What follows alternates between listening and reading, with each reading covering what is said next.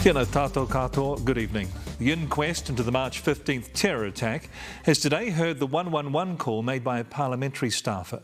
The Prime Minister's office was alerted to the impending attack by the terrorist himself, receiving a detailed email 7 minutes before the first shots were fired. The staffer gave the 111 operator Brenton Tarrant's name and the locations of the planned attacks, but said it was probably just a crank or a nutter who sent the email, and police didn't dispatch anyone initially. Juliet Speedy reports. An email sent to Parliament by the Australian terrorist was received at 1:33 p.m. on March 15. 7 minutes later, at the exact time the first shot was fired at Al Noor Mosque, a parliamentary staffer thought he'd better call 111. It appears to be indicating someone claiming that they've carried out an attack in Christchurch or planning an attack on Christchurch from a person by the name of Brenton, last name Tarrant.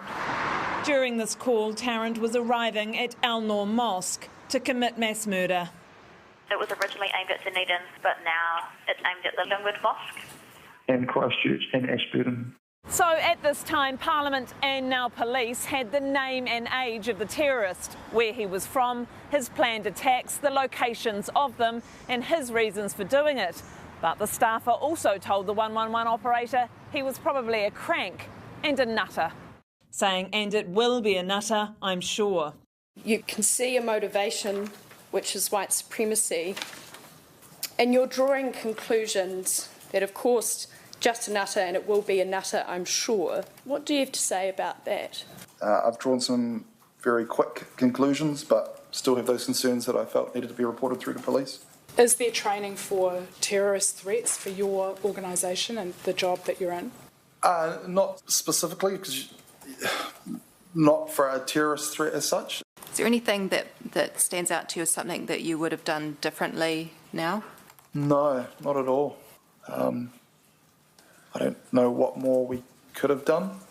This answer provoked audible reaction from families in the public gallery. Other 111 calls started to come in from the public at the same time as this phone call. But this nearly 12-minute call ended with the 111 caller making it a priority 2 event. That is, not urgent, and it ultimately ended in no one being dispatched and the event being closed. The suggestion made by the caller that the email could possibly be a hoax, for this to have influenced the decision of the communicator as to the priority coding. A phone call made with no idea of the murderous terror unfolding at the same time. Well, Juliet, the coroner may recommend changes as a result of this inquest, but have any changes been made already as a result of this? Yes, Sam, as far as the police are concerned, an inspector told the court today that a number of changes have been made since March 15, 2019, including better training and education for those police communicators and upskilling around terrorism and hate crime. And most importantly, all national security events are now, by matter of course, marked as a priority 1, P1, not P2, as happened in the phone call you just heard in my story there. But interestingly, the parliamentary staffer in that phone call told the court today that as far as he is aware, no major policy changes or changes to protocol had been made at Parliament in the way they would act if a similar threat was emailed in today. Juliet Speedy, they're live from Christchurch. Tēnā koe.